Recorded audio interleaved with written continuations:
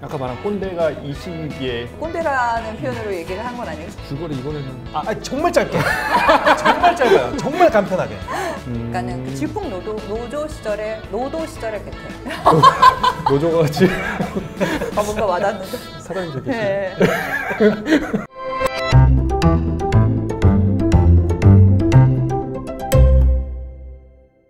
베토벤하고 베토벤 여자 얘기 많이 했잖아요. 근데 아까 전에 이제 마지막에 얘기 나왔듯이 베토벤 하면 빼놓을 수 없는 사람. 괴테. 베티나가 연애를 할 때 꼬실 때 그 입질로 썼던. 괴테가 그럼 미끼에 불과했던 건가요? 아니 실제로 이어주려고 노력은 했는데 그때 말씀하셨잖아요. 정나라 지휘자님이 베토벤 소개를 했더니 굉장히 기분 나빠하더라고 괴테가. 맞아요. 그때. 그래서 못 만난. 근데 꼭 그것 때문만은 아니고 여러 가지 사연이 있어서 결국 베토벤의 노력으로 만났어요. 괴테에 대해서 작가님 간단히 좀 설명 좀 부탁드려도 될까요? 간단한 건 이제 파우스트.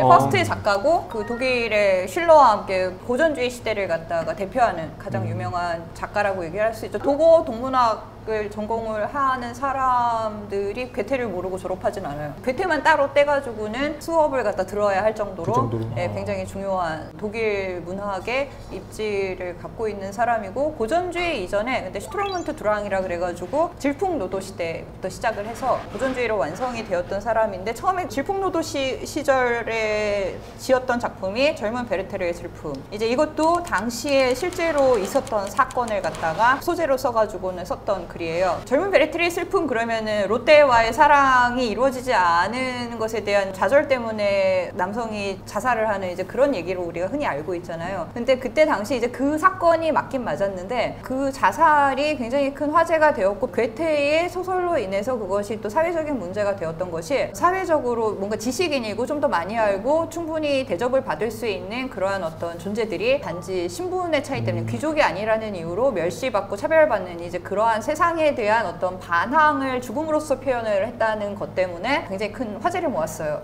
그래서 베르테르 우리가 효과라 그래가지고 그 베르테르가 소설 속에서 입고 있었던 옷을 그대로 입고서는 자살하는 그러한 상황이 사회적인 문제로 대두가 될 만큼 괴테를 갖다가 문제적인 작가로 이렇게 부각시켜줬던 작품이 그 젊은 베르테르의 슬픔이었는데 그것만 보더라도 뭔가 이렇게 사회에 급진적이고 진보적인 그런 것을 갖다가 추구하는 사람처럼 보이는데 사실은 이제 그건 젊은 시절에 그랬고 슈트로문트 드랑 시절이 지나가고 나서 이제 고전주의 시대로 넘어가면 형식을 더 중요시해요. 그래서 뭐 라임이라든가 아니면은 그 작품이 갖고 있는 시대적인 가치가 어떤 역사적으로 검증이 되는 우리가 옳다고 얘기하는 그런 도덕적인 규범 이제 그런 것을 갖다가 미적으로 승화시키는 그런 쪽으로 얘기가 많이 전개가 되면서 사람이 되게 보수적인 그러한 어떤 고전주의 상징으로서 이제 인정을 받는 그런 케이스라고 할 수 있죠. 아까 말한 꼰대가 이 시기에 근데 이렇게 보수적인 사람들이 반드시 꼰대라고는 생각하지 않아요, 저는. 괴테가 이제 꼰대라고 말씀하셔가지고.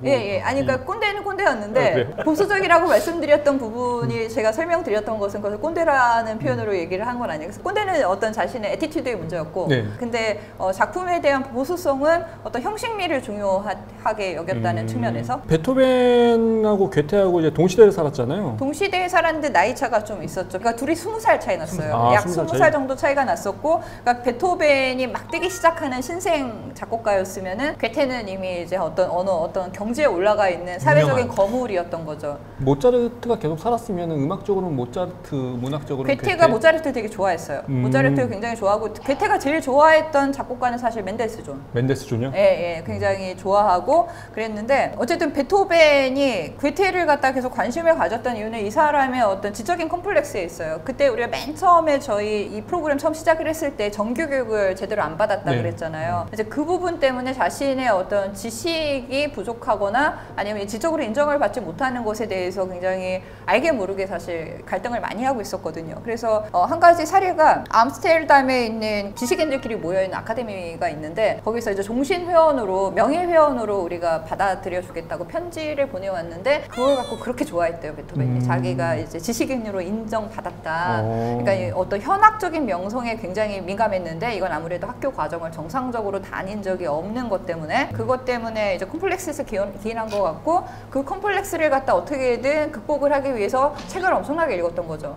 이분이. 그래서 고대 그리스랑 로마 역사에 굉장히 관심이 많았고 슐러, 괴테 이제 이런 사람들 동시대에 어떤 유명하다고 하는 작품들 그런 것들을 갖다가 다 독파를 하고 그러면서 이제 자신의 어떤 철학적인 역사적인 사상 같은 걸 잘 구축을 했는데 동시대에 살고 있으니까 특히나 괴테나 이제 슐러의 작품을 갖고서는 뭔가 작품을 쓰고 싶은 거예요. 작품을 쓰고 그리고 이제 그것을 갖다가 인정을 받고 싶고 그 작가들에게 그래서 괴테에게 특히 관심이 많아서 이제 괴테의 작품을 좋아했던 거죠. 그러던 차에 이제 마침 이제 자신한테 의뢰가 들어왔던 작품이 괴테의 이제 에그몬트가 연극으로 올라갈 텐데 그 극음악을 갖다가 써달라고 청탁이 온 거예요. 그 왕립극장에서. 당시에 그 민족주의 운동이 막 벌어지면서 그 외세에 저항하는 어떤 국민의 정신을 갖다가 찬양하는 그런 희극들이 굉장히 유명했는데 그런 작품들을 주로 썼던 사람들이 괴테, 실러 이런 사람들이었거든요. 그래서 한꺼번에 두 작품이 사실 올라갔어요. 하나는 실러의 윌리엄 텔 그리고 또 하나가 괴테의 에그몬트였는데 베토벤에게 선택권이 있었다고 해요. 근데 베토벤이 나는 괴테의 에그몬트를 갖고서 그런 음악을 쓰고 싶다. 그렇게 해가지고 작곡을 했죠. 어떻게 보면 괴테의 그런 작품 아까 전에 젊은 베르테의 슬픔이나 어떤 신문차이 이런 것들에 대해서는 베토벤의 어떤 사상하고도 좀 연결이 될 수도 있겠네요. 그렇죠. 아무래도 이제 사상하고도 연결이 되어 있고 내가 이 작가들에 대해서 이만큼 철학적으로 잘 알고 있어 라는 것을 과시를 할 수도 있었고 그리고 이 기회에 이것을 계기로 이제 괴테랑 실제로 안면을 트고 인맥을 갖다가 늘릴 수 있으면 더 좋고 그래서 사실 베토벤이 그 계산이 굉장히 밝은 사람이라 그랬잖아요. 네. 결코 자기 작품을 공짜로 써주는 일이 없는데 이 에그몬트 같은 경우는 사례비를 받지 않았대요. 그러니까 이거는 내가 괴테를 존경하는 마음으로 쓸 거다 그러면서 아주 이례적인 사례라고 이례적인가? 왜냐면 네. 그 저번에 불면의 얘기 했었잖아요. 불면에 보면 귀족들 사이에서 그런 얘기가 나와요. 베토벤이 이제 누구를 위해서 연주를 하는 거는 하인들이나 하는 일이다라고 그렇죠. 하면서 근데 그 뒤에 여자 귀족이 또 그런 얘기를 해요. 돈은 잘 받던데 뭐 이런 식으로 근데 진짜 베토벤이 돈은 안 받고 네. 이 곡을 작곡한 거는 어떻게 존경의 표현이겠네요. 그렇죠. 네, 그런 게 제발 나 좀 만나줘. 에그몬트 곡과 관련된 얘기는 제가 할까요? 그렇죠. 네. 여기 뭐 준비해 오셨죠? 네네네. 에그몬트의 연극을 보고서 네. 이제 정말 감동받아서 이제 쓴 그런 곡인데요. 30분 남짓한 그런 곡이에요. 여기 보면은 이 에그몬트의 어떤 줄거리를 이렇게 좀 포함하면서 줄거리도 잠깐 좀 이따 설명을 해드릴게요. 근데 이제 줄거리 이번에는 정말 짧게 정말 짧아요. 정말 간편하게. 5분 걱정돼서 그래요. 진짜 정말 진짜 짧아요. 진심으로. 저번에 잘리는 거 보고서 이제 제가 정말 짧게 쭉 이렇게 진행이 돼 있는데 좀 특이한 점이 뭐냐면 에그몬트의 연인으로 나오는 클레르헨. 예, 크레헨이라고 할게요. 한국말로 크레헨이라고 하는 분이 이제 소프라노예요. 그다음에 이제 해설하는 네. 사람이 등장하고 오케스트라가 이제 등장을 하는 거죠. 이 에그몬트의 내용을 보면은 에그몬트는 국민들의 어떤 사랑을 받는 아주 대표적인 그 네덜란드의 어떤 지도자로 나오는 이제 스페인의 통치를 받거든요. 억압받고 이제 에그몬트가 그거를 자유를 얻기 위해서 이제 몸을 불살라가면서 이제 애쓰고 그러지만 이제 사형을 받죠. 여기서 이제 클레헨이 나와요. 클레헨이 에그몬트를 구하기 위해서 이렇게 하려고 그랬는데 이제 또 실패를 해가지고 자살을 합니다. 자살을 하는데 자살을 하고 나서 에그몬트의 꿈에 나타나요. 용기를 주는데 꿈에서 깨어보니까 그게 사형 성공 날. 네. 어떤가요? 줄거리 이 정도면? 이 정도면 갈 수 어떻게 괜찮나요? 편집 자를 건가요? 감사합니다. 이번에 약속 받았는데. 감사합니다. 아우 잘릴 줄 알고.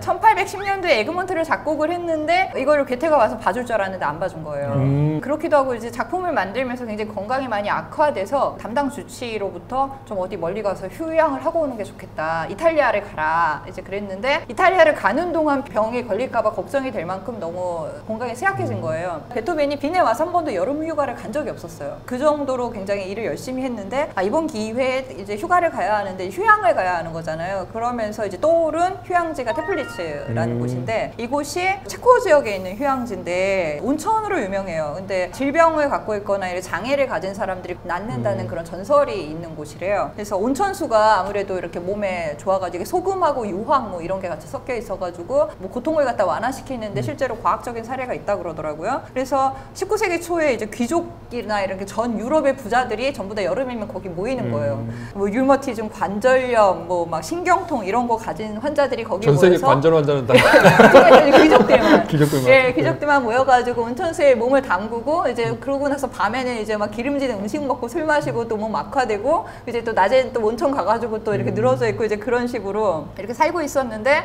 이제 그렇게 귀족들이 많이 모이니까 또 굉장히 이쁜 여자들도 많이 모이던 곳이 이제 그곳이었대요. 그러니까 어떤 여름철의 어떤 사교계의 어떤 온상 이제 그런 곳이라고 할 수가 있는데 이곳을 그러니까 베토벤은 1812년도에 처음 갔는데 괴테는 단골 손님이었던 거죠. 매번 여름마다 갔어요. 사실 베티나가 이렇게 만나게 해주려고 되게 노력을 많이 하고 사실은 괴테가 만들어 놓은 시에다가 베토벤이 작곡을 한 작품들을 몇 개 들고 가서 보여줬어요. 그러면서 한번 이거 보라고 베토벤 같은 유명한 음악가는 한번 알아두는 게 좋다. 베티나가 계속 이렇게 뭔가 기림칠을 했는데 여기서 이제 반전이 있는데 괴테가 시각적으로는 굉장히 예민한 사람이었거든요. 그리고 뭐 문학이나 이런 것은 되게 잘하고 색채론까지 쓸 정도로 시각에 대해서 색깔이라든가 이런 것에 대해서 되게 예민했는데 성각은 그렇게 발전한 사람이 아니었대요. 그래서 자기가 좋은 음악과 나쁜 음악을 구분할 줄 아는 능력이 많이 떨어졌고 본인이 자신의 어떤 음악성을 갖다가 의심을 많이 했던 거예요. 그래서 음악이 훌륭한 음악인지 아닌지를 친구한테 의견을 많이 물어봤는데 그 친구 중에 하나가 이제 프리드리히 첼터라는 이제 친구였는데 그 친구한테 악보를 보여줬어요. 근데 이분이 굉장히 보수적인 작곡가였던 거예요. 이게 무슨 음악이냐고 이건 소음이다. 그러면서 만나볼 필요 없었나? 안 만나도 돼. 이제 그런 식으로 찬물을 끼얹는 거죠. 그러면서 이제 그 에그몬트도 그래서 안 보러 오고 그리고 뭐 실력 별로 없는 음악가 같은데 뭐 그러면서 이제 계속 무시를 했는데 베토벤이 이제 베티나를 통해 가지고 이게 연결이 안 되니까 본인이 직접 적극적으로 구애를 하기 시작을 했어요. 자기가 계속 그 곡을 써가지고는 베트한테 계속 보냈어요. 악보를. 악보도 아마 제대로 읽을 줄도 몰랐을 텐데 그때는. 그러면서 이제 되게 열과 성의를 다해가지고 계속 나 좀 한번 만나달라라는 식으로 보였겠죠 괴테한테는. 그래서 아 그러면 한번 테플리츠에 온다고 하니까 한번 만나보자. 그러면서 이제 거기서 마주친 거예요. 만났는데 베티나는 그러니까 그 과정에서 한 일이 없는 거예요. 그쵸. 없는데 괴테가 테플리츠 가는 건 알았어요. 근데 갑자기 베토벤도 간다 그러니까 둘이 만나겠네 어머 이러면서 쫓아왔어요. 그 역사적인 상황을 보려고 자기가. 그 오늘날 그 역사적인 테플리츠에서의 괴테와 베토벤의 만남에 대한 간증이 베티나에 의해서 이루어지거든요. 그래서 지금 이렇게 전해지는 얘기들은 다 베티나가 한 얘기예요. 유명한 얘기 중에 하나가 이제 귀족이 그 왕족이 이렇게 오는데 괴테는 이제 옆에 딱 물러서가지고 지나갈 때까지 모자 벗고서는 이러고 기다리고 있고 근데 베토벤은 그 앞을 갖다 당당하게 지나가니까 그 왕족의 행렬이 베토벤이 가는 경로를 돌아가지고 이렇게 가는 그 모습을 갖다 베티나가 처음 얘기를 했던 거죠. 그러면서 베토벤이 괴테한테 저 속물 정치적이구만. 너무 잘 보이려고 하는 거 아니에요? 속물이고 그리고 이제 괴테는 베토벤한테 뭐 이렇게 건방진 사람이 다 있나 이제 그럼 서로의 가치관에 맞지 않았던 최초이자 마지막 사건이었던 거예요? 예 그렇게 한 번 만나고 끝났어요 두 사람. 다시 만나지 않았어요. 옛날에 이제 조선시대 날 때 보면은 흔히 말해서 양반이 지나갈 때 천민이라든지 평민이 길을 비키지 않으면 처벌을 받잖아요 어떤 식으로든. 이 당시에는 그런 건 없었나 보네요. 그러니까 그게 베토벤이어서 그랬던 것 같은데 오히려? 이게 굉장히 아이러니한 게 괴테는 그렇게 귀족을 갖다가 잘 대접을 하고 하지만 귀족들과 어울리지 못했어요. 그러니까 왕족들과 어울리지 못했어요. 이제 그게 그 황태자비가 아마 이렇게 가는 행렬이었을 텐데 테플리츠에서 이제 그 옆에 이렇게 비껴서면서 그 어떤 소사이어티에 물이 어울리길 바랬는데 급이 달라가지고는 같이 어울리질 못했거든요. 근데 베토벤 같은 경우는 그냥 가던 길 가고 이제 이 사람들이 돌아서 왔어요. 근데 그 행렬 중에 루돌프 대공이라고 베토벤 후원자가 있었어요. 그래서 저기 베토벤 간다고 그러면서 너 일로 와 우리랑 같이 놀자 그러면서 또 오히려 이 사람은 그 귀족이라든가 이제 왕족들을 갖다가 대접을 하지 않았는데 오히려 그 무리에 같이 섞여가지고 격이 없이 지내는 이런 굉장히 모순된 상황이 벌어졌던 거죠. 괴테가 얼마나 질투에 사로잡혔겠어요 사실은. 그러네요. 그 괴테는 이렇게 따지고 보면은 사실은 아까 나이 차이가 20살 난다 그랬잖아요. 그러니까 세대가 다른 사람인 거예요. 그리고 시대적으로 봤을 때 베토벤은 19세기에 속하는 사람이고 괴테는 18세기에 속하는 사람인 거예요. 그래서 서로가 이렇게 생각하는 바가 달랐고 계급적인 사회 질서가 굉장히 달랐는데 이제 괴테는 계급이 사회적 질서가 자연의 순리라고 믿었어요. 권력에 가까이 다가가고자 굉장히 노력했던 인물인데 베토벤은 이제 새로운 정신의 소유자였고 귀족으로 인정을 받고 싶어서 굉장히 안달이 나 있었던 사람이었고 그리고 개인의 어떤 자유가 굉장히 중요했죠. 그리고 자신의 어떤 음악적인 원천이 그 창작의 원천이 구시대를 갖다 물리치는 거였잖아요. 이제 이런 차원에서 두 사람은 사실은 안 만나는 게 좋았을. 오히려 괴테는 좀 근데 약간 실질적으로 그 작품에서 느껴지는 그런 것들이랑 실제 괴테 행동은 좀 약간 상반되네요. 그거는 굉장히 젊은 시절의 괴테. 그러니까는 그 질풍 노조 시절의 괴테. 질풍 노조. 노조가 같이 뭔가 와닿는데. 사람이 되게 네. 그러면 저 에그몬트 서곡이 좀 유명하잖아요. 굉장히 유명해요. 사실 서곡만 남지 않았어요? 악보는 있거든요. 네. 몇 분 정도 돼요? 30분. 괴테가 쓴 에그몬트는 5막짜리 그 플레이 연극이거든요. 근데 이제 이거 에그몬트 같은 경우는 축약된 그런 거죠. 그거를 이제 보실 수가 있는 거죠. 네. 저도 너무 좋아해가지고 교향곡 무슨 연주나 할 때 에그몬트를 많이 또 이게 임팩트가 또 굉장히 자주 하시잖아요. 네, 자주 하겠어요. 순회할 때 또. 네, 이게 만만해서가 아니라 그만큼 이 에그몬트라고 하는 그 곡이 서곡이 너무너무나 그 짜임새라든가 이런 그런 것들이 너무 잘 돼 있어서 그 에그몬트 서곡이 연주가 많이 되는 이유는 뭐예요? 좋으니까. 그냥 좋으니까? 네. 근데 아까 전에 전곡이 그래 아직 악보가 있다고 했잖아요. 네. 전곡이 연주되지 않는 이유는? 극음악이 이제 오페라가 아니거든요. 예. 그러니까 연극에 삽입됐던 부스 음악들인 거예요. 그러니까 이제 연극이 이제 상연돼야지 이제 거기에 음악이 이렇게 들어가는. 그리고 네. 거기서 나오는 해설자가 있는데 네. 다 독일어예요. 그러니까 이제 이게 한국말로 번역이 안 된 걸로 제가 알고 있거든요. 한국에서 에그몬트 전곡이 거의 전체가 상연된 적은 없죠. 네. 그러니까 아마 그 이유에서 한국에서는 별로 그렇게 연주가. 나중에 지휘자님 최초로 한번 해도 괜찮겠네요. 왜냐면 독일어 잘하시니까 직접 번역까지 해서. 최초 번역. 뭐 좋죠. 저는. 30분이면 뭐 그냥 전반기나 30분, 뭐 네. 한번 이렇게 올려도 네. 할 거 많네요. 저는 피델리오도 해야 되고. 에그몬트 에그몬트 해야 해요. 되고. 이렇게 또 부담을 주시고. 마치 뭐, 야, 에그몬트 아무도 안 하는데.